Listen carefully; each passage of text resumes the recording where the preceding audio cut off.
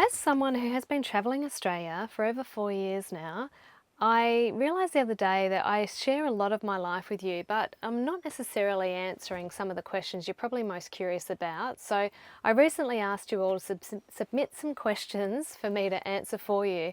And I know that a lot of you are curious about and probably have some concerns around the current fuel crisis in Australia at the moment with shortages and prices and what my thoughts are on that and how I'm handling it. So grab yourself a cup of tea and let's get into some of those questions.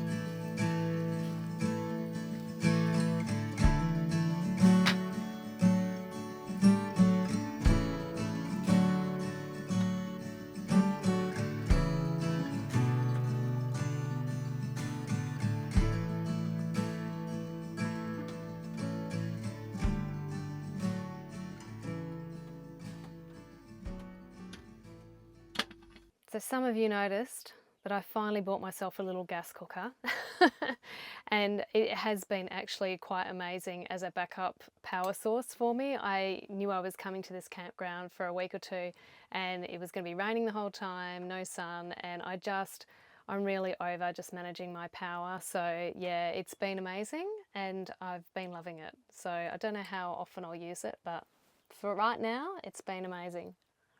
Okay, so first question from With Bells On. Hello, Christy. Do you ever worry about off-road driving with your van? What type of tyres do you have on the van?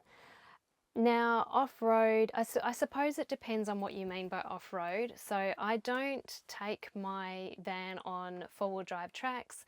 I don't take the van onto beaches, only because obviously, four-wheel drive tracks are meant for four-wheel drives and I'm not risking my home in a situation that's not meant for it.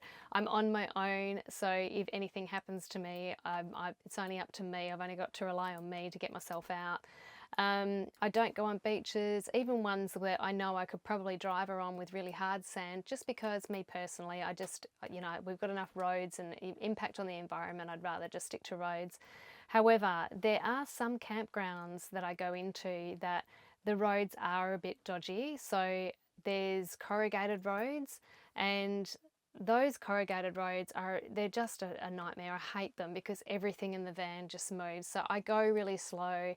There are some roads into campgrounds that, especially if it's been raining, it's a little bit, should you go in there or should you not? But to be really honest, it's actually been fine. Like, I think it's just me worrying about worst case scenario because it can be really stressful when you're on your own.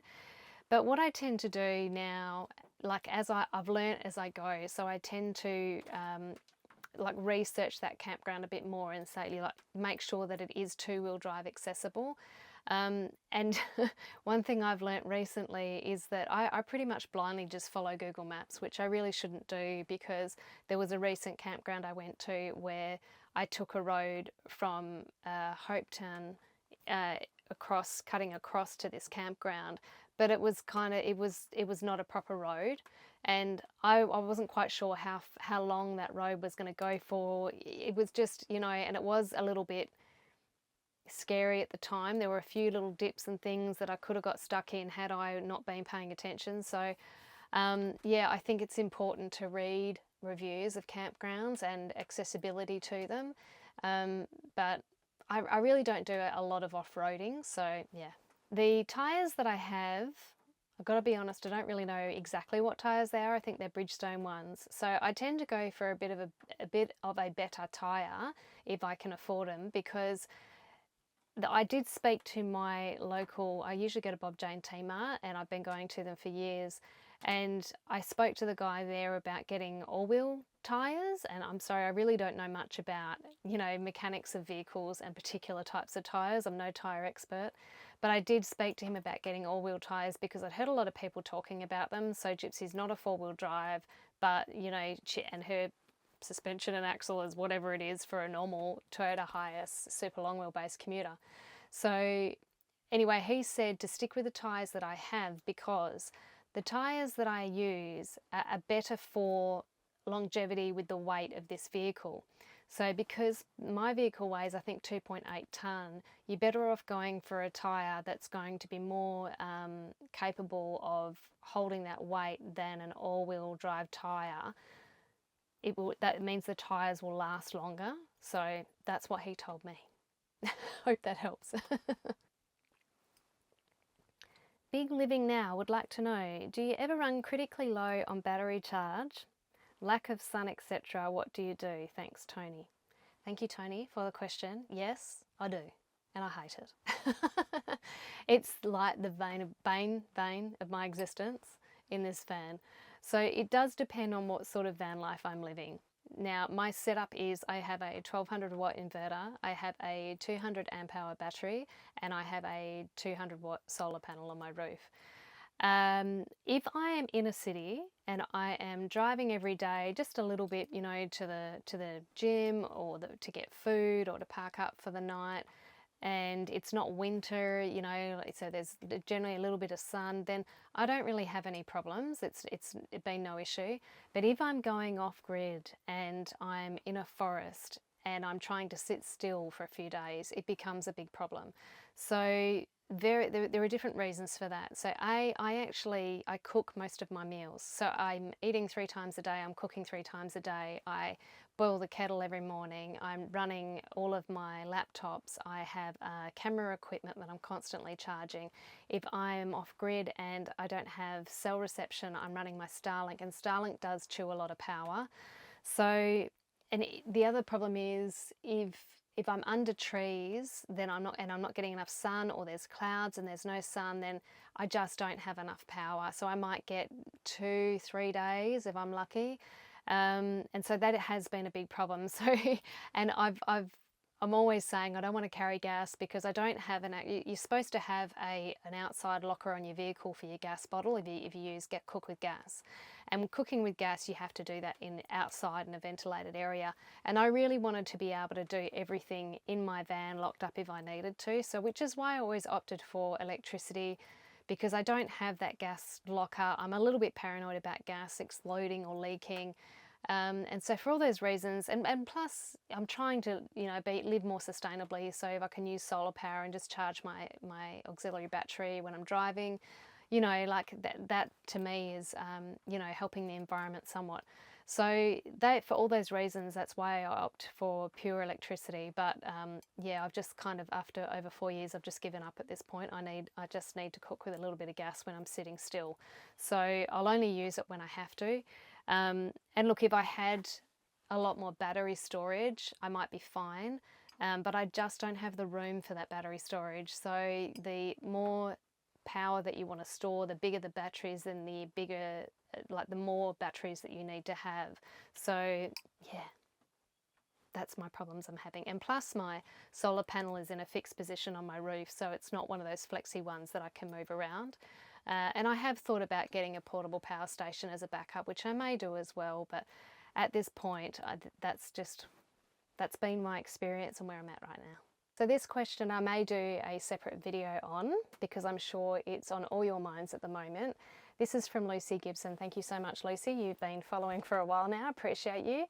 Hey Christy, without wanting to sound alarmist with all that's going on in the world at the moment, but what's your plan for those times when there's less certainty about fuel, food, water supply? Keen to hear your thoughts. I'm sure you are. I'm keen to hear my thoughts too.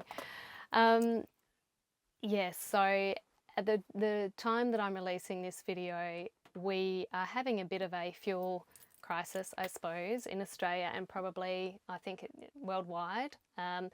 Australia is at the point where we are not getting enough fuel delivered into Australia because of the war that's going on in Iran.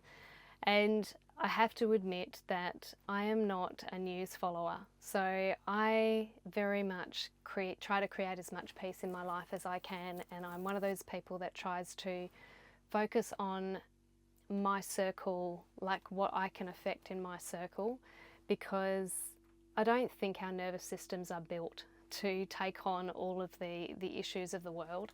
So I don't follow the news. I have gotten rid of my social media such as TikTok and Instagram off my phone. And I still have those accounts, but I don't use them.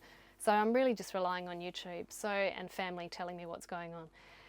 And the reality of what I'm being hit with. So at the moment, over the last couple of weeks, we used to pay like $1.65 a litre for fuel, and it has now jumped up to like $2. I think the highest I paid is $2.75 a litre, and I'm currently in the southwest. Now, I would normally pay those prices if I was crossing the Nullarbor. So I'd hate to think what the price on the Nullarbor is at the moment. So they are, generally those prices are more for remote areas. Now, when it comes to van life and you're paying 50% more minimum for fuel, it's going to impact the budget. I am extremely lucky that I have a full-time job that pays very well. I've got YouTube, I've got those sources of income, and I've got very low overheads. So I can absorb those costs and I'll still be okay. The thing that is concerning me is the lack of supply. Now, the lack of supply is not something that has hit my circle yet. It's not in my reality yet. I have actually gone online and just had a quick look at the news online, just to have a read through the headlines.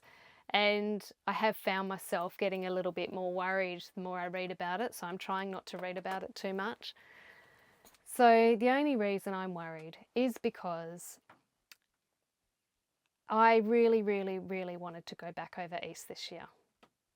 Really, I'm missing it big time. And I've actually, in saying that though, I've really enjoyed all of the travel I've done down south this year as well. So at the moment, I am about 3 hours from Perth. So if I keep my fuel tank topped up, at least I know I can get back to Perth to family and friends.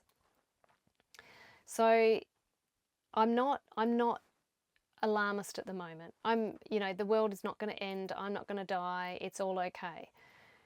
If the supply starts to affect me, then I will probably just stay around Perth. And, look, I actually heard a quote the other day, and it's probably quite relevant to this, is that, and I think it was Bob Proctor, and I may massacre the quote, but he said that fear and faith both require us to believe in something we cannot see, or something in the future that we cannot see.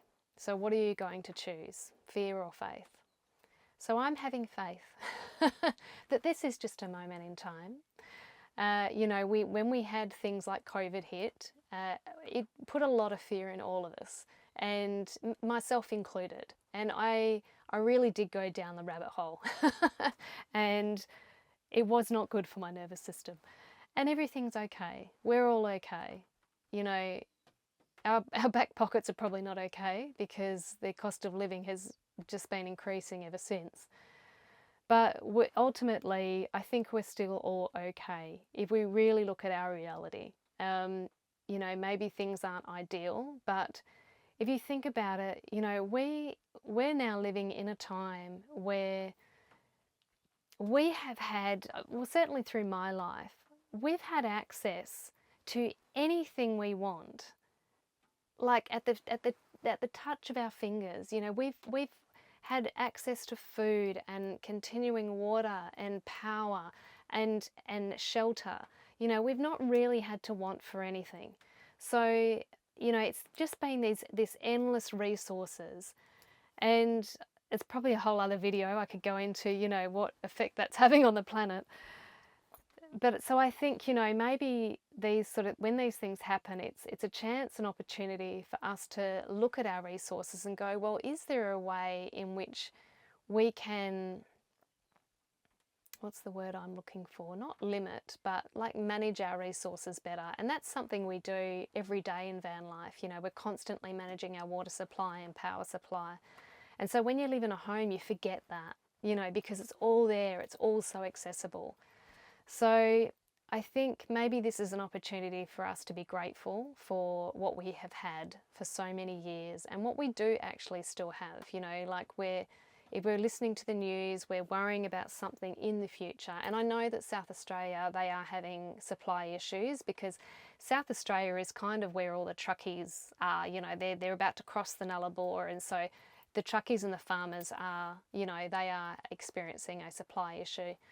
And look, I'm not going to, at this stage in my life, as much as I want to head east, like really want to head east, and I don't want to be in winter again, I'm not going to take the fuel away from the truckies and the farmers who obviously need it more than I do, because it's not a necessity that I use it. So right here, right now, if it's just a matter of fuel prices staying the same, then I'll probably still come over east. But if it's a supply issue, then I may stay where I am for a bit longer. So, which probably answers another question. Someone else did ask me if I was coming over east, and yes, I desperately want to come over east.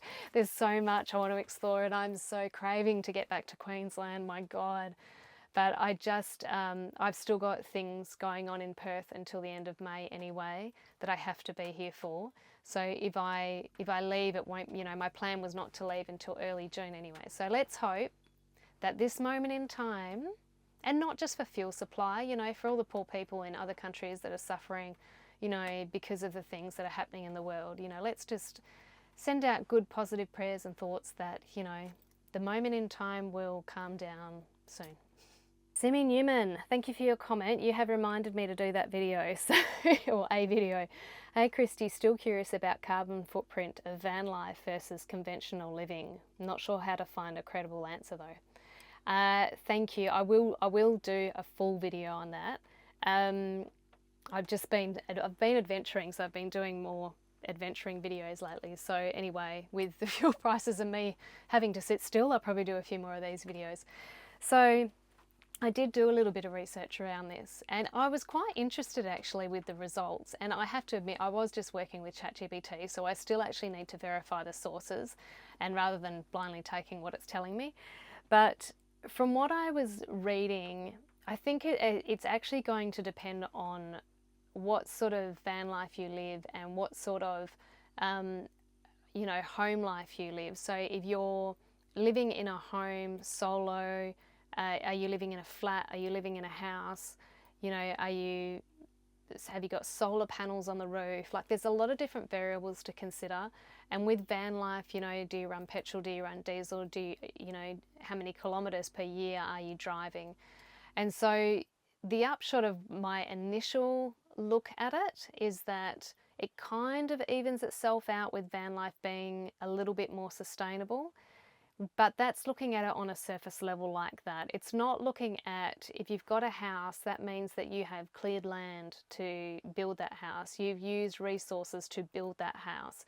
So, and look, you have still used resources to build a van, but the van is much smaller. So there's so many variables to take into account, and I promise I will do a video on it, but I just want to verify the information before I sort of make an educated opinion on it. Little Lockie asks, do you find it difficult or easy to work in your van? Are there distractions, like can you hear people talking, dogs barking, etc.? Is it difficult to focus when you're doing your artwork? Do people come into your space and ask to see your paintings and start chatting? Well, yes and no. So the first part of the question, do I find it easy to work in my van? Most of the time it's fine. So I generally have, you know, like my side door pulled to. I've always got pretty much the back door open. But generally speaking, people won't come up and approach you in the van. So if I go to my local, then there are quite a few people I know down there. So some of them will come up to the back of the van. And I've had a couple of times where I've been in a Teams meeting and I don't I don't really want to be distracted from the Teams meeting, especially if it's one that I'm talking in. So if I'm just there as a bystander, a listener, it's okay. But they know that I work full time from my van. So if they can see me with the headset on, they're like, and then they'll just walk away. So that's okay. Generally speaking, most people won't come and approach, and wearing the headset is actually quite good because it is clear then that I am busy and I'm on a call. If I really need privacy, then I'll close everything up. If I feel like, I really don't want anyone to approach for whatever reason. Because I have started doing more remote camping this last year, it's actually been amazing because I'm finding like I'm in a lot quieter places and people really, they won't come up to your campsite. And it's probably a good chance for me to just say that if you do see me, if I'm in my van, please don't approach. If you see me out of my van, 100% come up and say hi. I'd love to talk. But if I'm on my campsite or if I'm in my van, that's my safe space. So I do appreciate if you do see me, just leave me be because I do work. So yes, and most people are quite good. If it's a weekend and I'm doing my artwork and I'll generally have everything open because it'll be sunny, and some people might see me doing my artwork there, and I can, when you can just sense there's someone standing there, and so quite often people might just stand and watch, and then I'll look over and we have a chat, and that's so fine. Like, you'll be able to tell if I'm up for a chat or not because I'll be, if I'm by the door doing my artwork, that's no problem. I'm facing outside the van, but if I'm shut up in my van, then like that's an indication that I'm not able to talk, or maybe I'm just not in the mood to. I can't be on 24/7. And I have had situations in the past where I had a guy once, like I was parked up, I had my side door only open like this much. My back door was down, so that was only open a crack as well. And I was working. He comes to the back of the van and he's trying to stick his head through that gap. And he's trying to have a conversation with me, and I can't even see the guy. And he's saying, are you traveling? What are you doing? And I just said, look, I'm busy, sorry. And then he kept going. I said, look, I'm sorry, but I'm busy. And then he then came around to the side of the van and started to stick his head through and open the side of the door of the van. And that's when I was like, I am busy. And I had to get angry. And I hate getting like that, but I've got to put my foot down at some point. I've had guys like walk into my van as well, like yeah, anyway. So there are distractions, and I have been parked up in a car park before where I've been in a Teams meeting, I've got my headset on, but I've had two people start a conversation right next to my van door, and look, it's no shade on them because they don't know I'm in here working and we're in a public space. So I do find it a little bit difficult sometimes if I am working from a car park overlooking the ocean. But generally speaking, when I'm in a campground, the only distractions I'll have here is if there's wildlife because I want to interact with the wildlife. So if I've got wildlife at my door, then I'm like, ooh, a bird, ooh, a kangaroo. So they are my distractions. Sunrise Seeker says, do you have a power station? I can't remember if you do or not. Thanks for the question. No, I don't. So I've got an inbuilt power system. Always have done. I have considered getting a portable power system, but it's just not something I've invested my time and money into. And yeah, that's where I'm at this point. I have had Blue Eddy reach out to me. They wanted to gift me one and do a review, but it's just not. I don't want to do reviews on my channels. I've been burnt, so it's not really what this channel is about.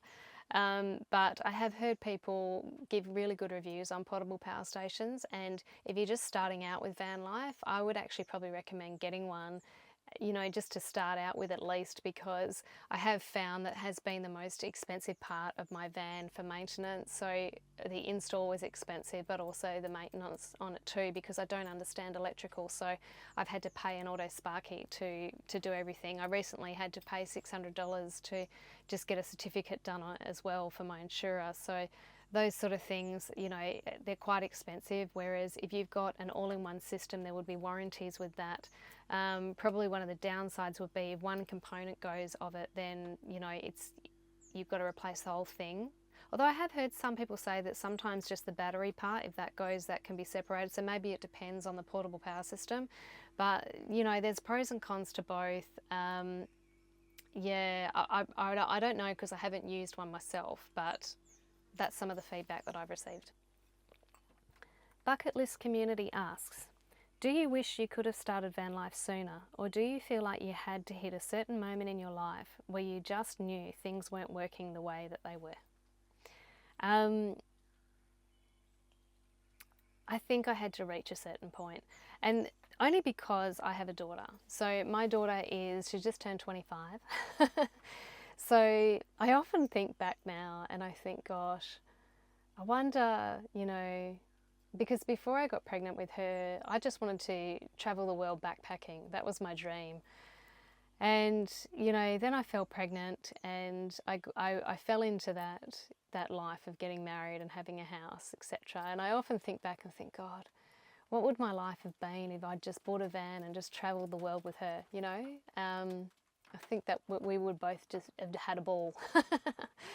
But it's not the way things went. And to be honest, I didn't really know van life was a thing back then. I don't think many of us did. You know, there were obviously the hippies that travelled around in combi vans, and that was sort of like my dream as well. You know, I do love that idea, but it wasn't really something people did in Australia. So I think she was, how old? She was in high school, I think, when I started, or just coming out of high school when I, you know, really started to think about van life. And so even then, you know, I went to Canada for a couple of months and lived van life there without her, just with my partner at the time.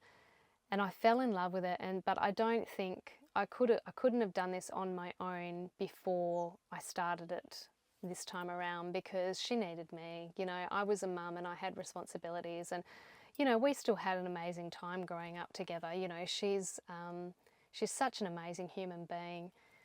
So I think, you know, it was good for her too, because she would have needed that stability, you know, of being in a home, although we did move house a lot. And she did move schools a few times, but not excessively. So I think, you know, it was still good for her to have that sense of, you know, with my family around, and just having some stability with school and routine and that kind of thing. So, you know, van life is not her dream, it's my dream. So, and that's okay, you know, like I have no regrets in life, because she is my best friend and such an amazing human being. So I think that, and to be honest, I'm not sure how I would go travelling Australia without Google Maps, which what didn't exist back then. So I think, you know, everything in life, yeah, I kind of believe that it happens when it's meant to. So yeah, I think that, yes, I did have to wait till I reached a certain point in life before I could start this life. Carolyn Chisholm asks, is most of your camping free camping or paid campsites? How much does it cost you a week for camping? Are campsites easy to get in the southwest during school holidays, or do you have to book in advance? Okay, so the first few years of van life for me, I don't think I actually stayed at any campgrounds. I was stealth camping the whole time.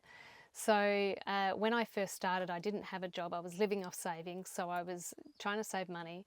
But also, I didn't feel comfortable remote camping on my own, or just being in a campground on my own. I was a bit worried to do that.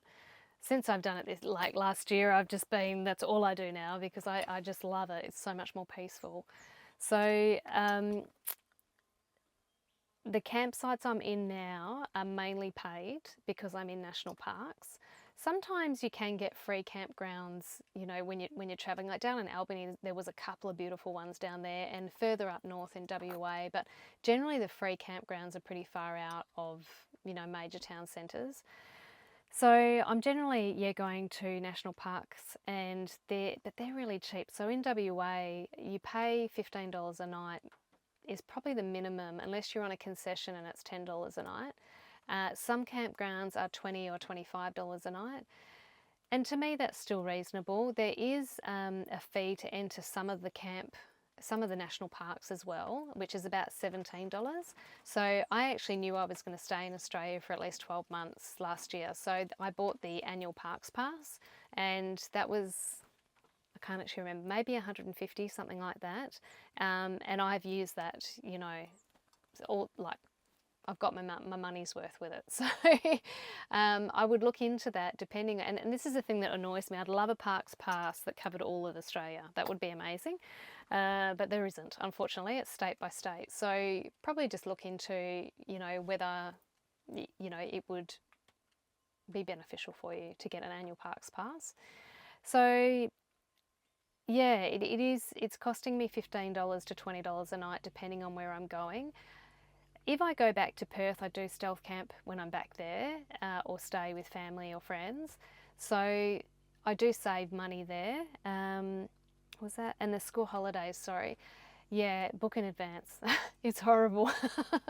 So school holidays, I don't really like being anywhere in school holidays in Perth, because sometimes people don't go away. It used to be everyone would disappear, so it was actually okay down by the beach. But I think the cost of living is pinching pockets now, so you know, hitting the hip pockets. So people are staying put, so the car parks get a lot busier. Which I'm like, this is my quiet space, people. Come on.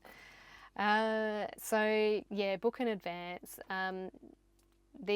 I've got a couple of favourite campgrounds. So for school holidays, I will probably book into those campgrounds that are in the southwest, and I like to go for the ones that they're more separate. You know, the campsites are more separate, so there's like a good distance in between them, because at least then I can get a bit of peace and quiet.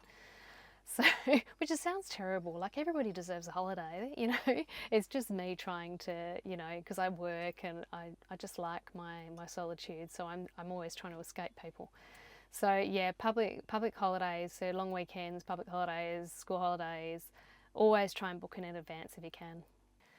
Okay, sorry, it's just getting way too stuffy in here now. I actually kind of really love this weather when it's raining but it's not cold. It's just, I don't know, revitalising when you're out in a forest and all the smells that come with that. But yeah, it's either that or the cup of tea that's making me a bit warm. Okay, so let's get to a question that I get asked a lot, and it's probably everybody's main concern about van life. So Esmos asks, do you ever feel lonely? I know that you have a busy work-play life, but do you miss a more social role? Me personally, no. So, and look, I'll be honest, like there are times when I'm like, oh, it'd be great just to sit outside and have a chat with someone and have like share a cup of tea, or, you know, play a board game and just laugh stupidly at stupid things. But I have always been that person that, you know, as a child, I would just spend time on my own drawing, or I would just sit and watch ants for hours. As a teenager, I would venture off on my own to Fremantle for the day, or just go and sit down at the beach and listen to my music. I have just always found peace in my own company. Like I just find I'm just really happy there. I I just love being out in nature. And I think that, you know, I do work a remote job, and I think a lot of people would get their connection from their workplace. So, you know, I certainly, like my last full time job that I had, well, not like the second last, I was running a boatyard, and there was a lot of stress with that job, but there was also a lot of community. Like I loved my staff, they were amazing, and the contractors that all worked as well. And it was like when you went to the yard, you felt a sense of belonging there, you know, because you're just saying hi to the guy at the shop across the car park. You're, you know, just the fact of having someone just say hey that you know. And it's that sense of community I think you really miss in van life. So I work a remote job, so I think that whether I was in a house or in a van, I'm not going to get that community feel experience. And to be really honest, I would just go nuts being in a house all day. I actually have to be out here to wake up to these surroundings every day. It's just, my soul needs it. Now that I have experienced it and I know what it does for me, I just can't be without it. So yeah, it's not, loneliness is not really something, and whether I'm avoiding loneliness because I am working so much and I am always out doing things like hiking or snorkeling. But I don't know, I also feel that, you know, you could be in a room full of people and still feel lonely. You know, I think it's more about aligning yourself with the right people. And when I'm back home in Perth, I do have a local spot I hang, and I know people down there. You know, like there's half a dozen people that I know and I can say good day to, and that is my sense of community when I'm back in Perth. I love being down there and just, you know, just saying hey to people. Like, you know, I'll go walk into the toilets and be like, hey, you know, like it is a sense of, it's a community feel. So I do love that, and I've always got that to go back to. And, you know, like I speak to my daughter every day. I'm always communicating with my best friend, usually by text message, because she's almost got 3 children now. So, but I see her as much as I can when I come back. And I've got my family as well, and my nieces and nephews. And so, you know, I've still got all these people in my life. But I think that, you know, I I have been in hermit mode, I think, in van life. But it's kind of been beneficial for me, because it has actually taught me, especially in the last year or so, that I want to. I love to talk to people. Like, if you see me out and about, like even today, I actually went somewhere and I was talking to a lady at the counter, and this lady interrupts the work there, and she's like, "I love your channel." And it was just so nice to talk to her. So if you do see me out and about, please say hello. But if I am in my van, please don't. But I do love talking to people, but I'm also very insular. So I keep my inner circle very, very small. And it is because I have I have big dreams. I've got so much in life that I want to achieve, and for me it's not about the amount of people that are going to turn up to my funeral. For me, it's about making an impact. So by doing these videos, I hope that I'm making an impact. By doing the job that I do, I hope it's making an impact. I want my life to have meant something, and for me, that meaning comes from leaving behind some sort of legacy. And I know I'm only just under 18,000 followers at the moment, but when you guys comment that, you know, that you've made little adjustments in your life, or I've inspired you to do something small in your life that's impacting your well-being or impacting the planet in a positive way, God, it makes me really feel like I'm doing something worthwhile. And that's just where I'm happy. That's what I love focusing on. And look, it's not to say that I don't want more people in my life. I would really love to travel with someone, but they've got to be in alignment with me and be at the same point in life that I'm at. Because I think what I've figured out is that, you know, you can meet someone, but if you aren't if you aren't in alignment with each other, you're going to eventually resent each other, you know, because if if if I meet someone who loves horse riding, like they're a horse riding fanatic and they want to go horse riding every day, and that's their whole life, and of course, horses actually scare me a little bit, so they're eventually going to want me to go horse riding with them, because, you know, that's what they love doing and they want to share their life with me, but I'm not going to want to do it, so we're going to start resenting each other.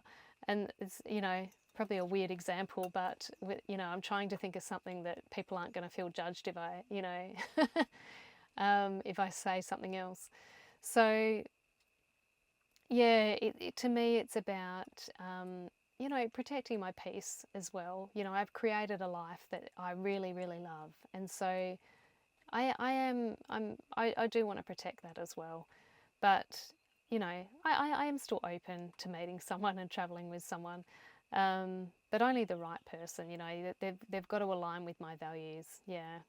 And that does sort of lead into the next question, which was, am I interested in meeting other van lifers who are doing similar things? I am really happy to have a chat if I see you on the road and things happen organically, but, you know, because of everything I do in my life, I work full time, I do YouTube, I have my art business as well, I travel, and just van life in itself can be quite taxing. So at this stage, I just don't have the bandwidth to meet with other people, I'm sorry. And there is I do struggle with that a little bit. I feel a sense of guilt around that, but I also sit there and try and tell myself that, you know, these videos, this is still me, you know, helping you and reaching out to you. But I want you to know that, like, knowing me or meeting me is not going to change your life. I'm just a person. I'm just a person out here, you know, living my life. It's actually you. You're the one that can change your life. If you feel, you know, that I'm inspiring you to do something, you're the one that is going to make that change, not me. I can't do it for you. So I think it's so beautiful. I love all the messages that you send me, but I have to also protect my energy so that I can keep doing these videos. So I apologise if I can't, you know, respond to every comment or respond to every email, but know that I do read them and I love them, and I so appreciate all of you for following along this journey, and I really hope that these videos are helping you. Yeah. I am looking to purchase a van similar to yours. I think Toyota is the best option. What do you think? Thank you for the question. I'll always say Toyota is the best. However,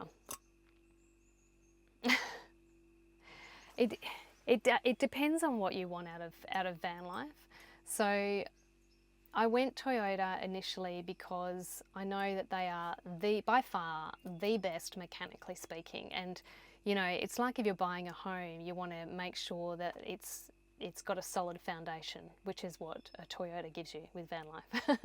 You know, I've never had this thing break down on me, but mind you, I have maintained it really well. So I think any vehicle you get, it's all about maintenance. You just want to make sure you keep up the maintenance. So mine is a 2012 Toyota Hiace Commuter Super Long Wheelbase, and those sort of, because it is a 2012, and I'm not sure like what the latest ones are like, but I think it's because of the age of mine. There's not a lot of electronics going on. It's like that, you know, basic mechanics. And I've heard a lot of people talk about some of the bigger problems they're having with cars or vans is the electronics. So, and that just seems to be when you have an electronic problem, it's not easy to fix for some reason. Like with mechanics, you know, the timing belt goes, you replace it, like, you know, whereas the electronics seem to be, it's harder to diagnose for some reason. Anyway, so yes, I think Toyotas are the best. Now the reason I love this vehicle is because the fuel economy is great. It has great pickup. And this is all coming from someone who knows nothing really about mechanics. Nothing on it is expensive to fix. You know, the tyres are reasonably priced because they're not big, chunky four-wheel drive tyres. It's not a four-wheel drive vehicle, so it's not going to cost you as much in servicing. You do still have to service it every 10,000 K, 20? 10,000 Ks.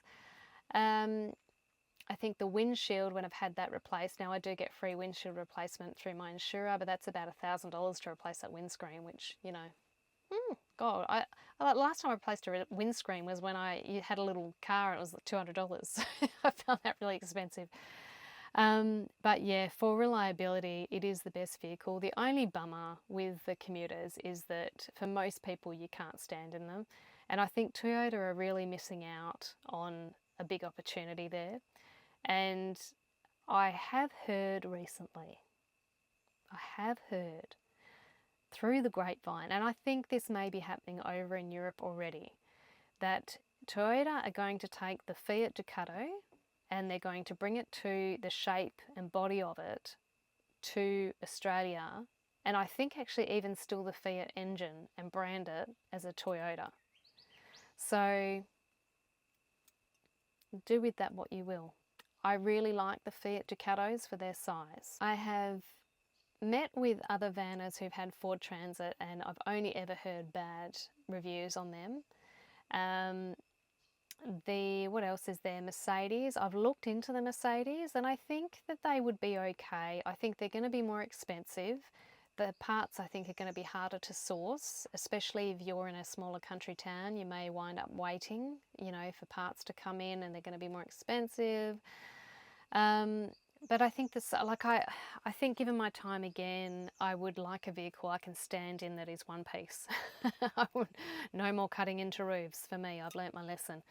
So yeah, I think a Toyota, if you can, if you're happy to not be able to stand in it, or maybe you're at the height where you can stand in it. I'm 170 odd centimeters tall, and if I took the headlining out of a Toyota Hiace commuter, then I could just stand and it would scrape the top of my head.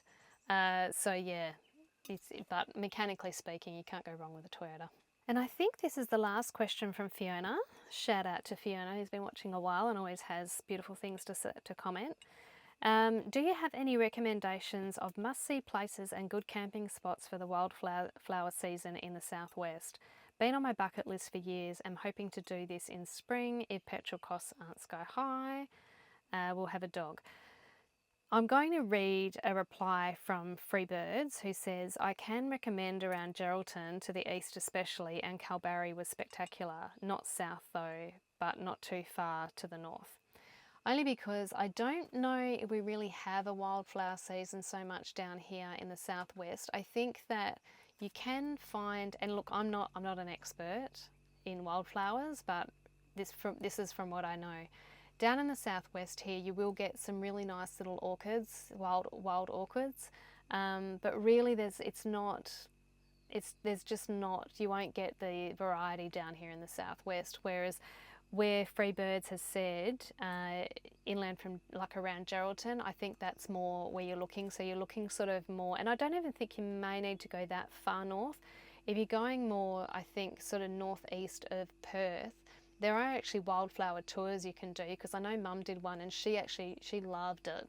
It was amazing. So I can't remember how long it went, but I think she found it really convenient that, you're just on a coach bus with everybody else and someone's, taking you around, so you don't have to stress so much about, trying to find the right places to find the flowers. So yeah, I think you are thinking more, it's going to be more, northeast for you to find the wildflowers.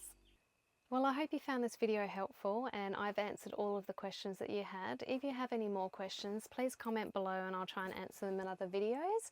But in the meantime, wishing you many happy travels.